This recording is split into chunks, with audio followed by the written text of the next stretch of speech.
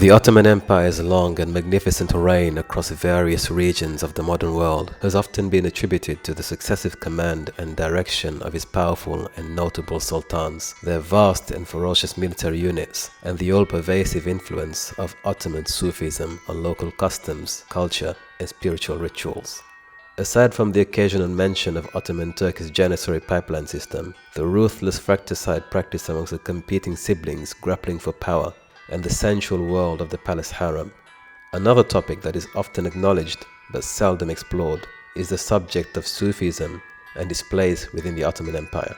In this presentation, we shall explore the historicity, the origins, the development, and the eventual decline of Sufism in Ottoman Turkey, both under the Ottoman Empire as well as in the new Kemalist Republic of Turkey.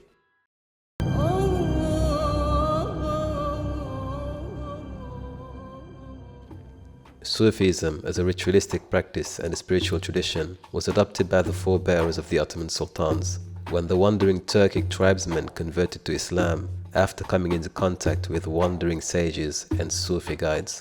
Sufism was intricately intertwined with the Ottoman governing system from the very beginning of the empire, commencing with Uthman himself, who is famously reported to have experienced an auspicious vision of the coming empire while he was visiting his own Sufi instructor, 𝗃𝙁𝙁𝙁.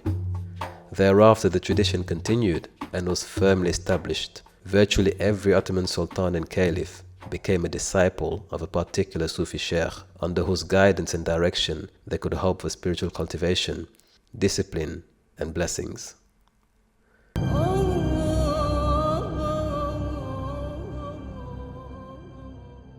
The earliest reported accounts of Sufism in Ottoman Turkey date back to the year 1453, the year in which the Ottomans, under the expert command of Sultan Mehmed Fatih, finally conquered Constantinople on May 29, 1453, following a siege that lasted for 53 days. The victorious Sultan, Mehmed II, then made his grand and ceremonial entrance into the city through the main gates, before proceeding on horseback towards the magnificent Hagia Sophia, which was built by the Eastern Roman Empire in the year 537.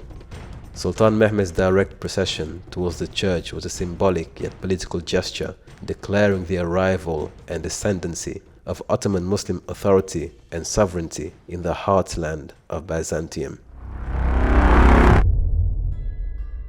It was in this year that Constantinople's very first Zawiya was established in the city.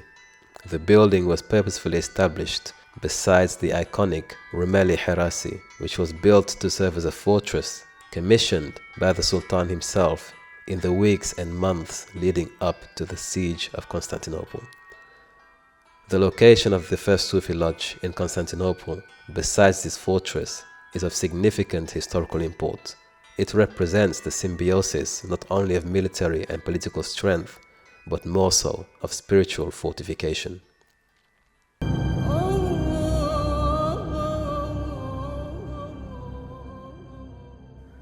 Although the Shadhili, Naqshbandi, Qadiriyya, and Rifa'iyya Sufi orders are more often associated with the prominent Ottoman sultans and viziers, many other fraternities also existed and were prevalent in Istanbul and throughout the Ottoman realms. In the nearby Balkan regions, for example, the Khalwatiyya and Bektashiya orders were dominant factors in the spread and cultivation of Islamic values and identity. Other Sufi orders and fraternities prevalent in Ottoman Turkey included Mawlawiyya, Sa'idiyya, Jalwatiyya, Qadiriyya, and Badawiyya.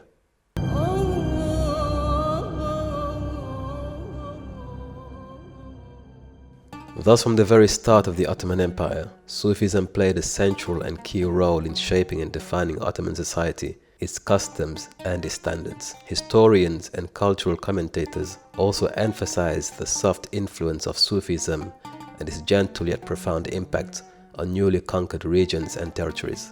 If the land was conquered through the sword, then the hearts were only captivated by the words conveyed through the medium of Sufi poetry, rituals, and teachings.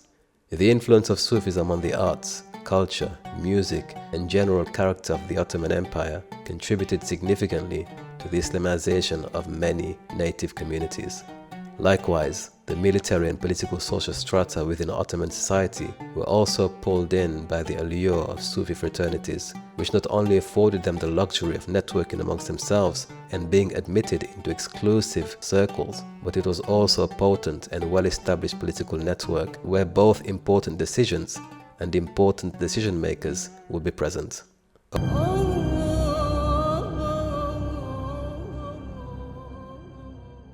According to prominent Ottoman historians, there were approximately 700 Sufi lodges in Istanbul at the height of the Ottoman rule and power.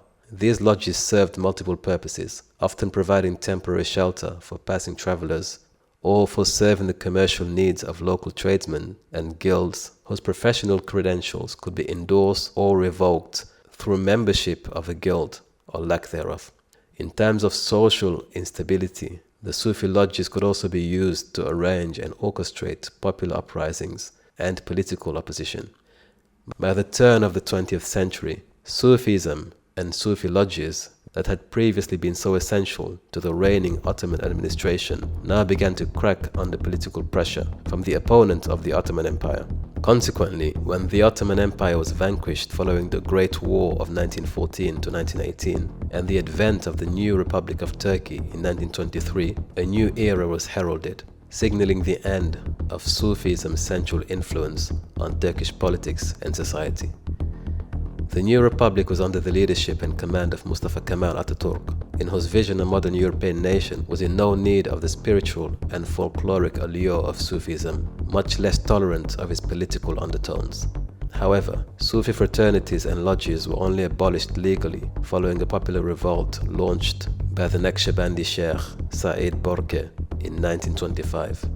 Which prompted the new Kemalist administration to impose a severe crackdown on all Sufi orders throughout the realm, making it illegal to operate, maintain, or frequent a Sufi lodge.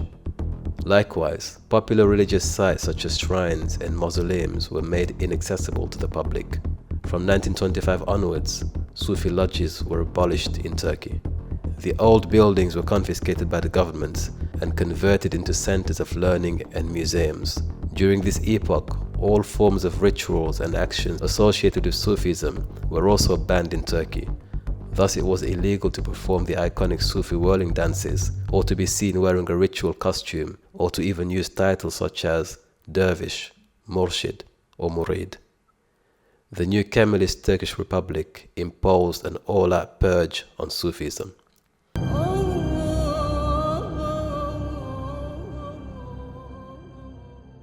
Despite the heavy legal restrictions and prohibitions under Kemalist administration, many Sufi orders persisted and continued to operate in obscurity. Amongst the most famous Sufi orders whose influence could still be felt in Turkey was that of the Sufi fraternity that emerged and grew through the publications and distributions of essays, books, and written lectures by the famous ideologue and spiritual figure 𝗣𝙁 Said Nursi, whose literary collection, 𝗖𝙀 النور, kept the light of Sufism burning despite the persecution suffered by Nursi and his followers. Several decades later, following Atatürk's abolition of Sufi lodges, the buildings were once more reinstated by the incoming Democratic Party, whose victory in the Turkish general election in 1950 dispossessed the Kemalists of any authority or jurisdiction for the next couple of years. Thus, in 1950, Turkey's Ottoman Sufi lodges were reopened once again, and the public were permitted to visit these sites. However, the new administrators maintained the existing ban on Sufi tariqas and gatherings, as if this was still considered a real political threat. In more recent times, Turkish society has witnessed a steady revival in spirituality and faith, most notably towards the Sufi traditions as a result of the booming tourist industry and the global influence of celebrities who are taking more interest in the tenets, rituals, and the cultural capital contained in Sufism. The general interest and intrigue towards Sufism is all the more intensified by the advent of social media, art, music, and film.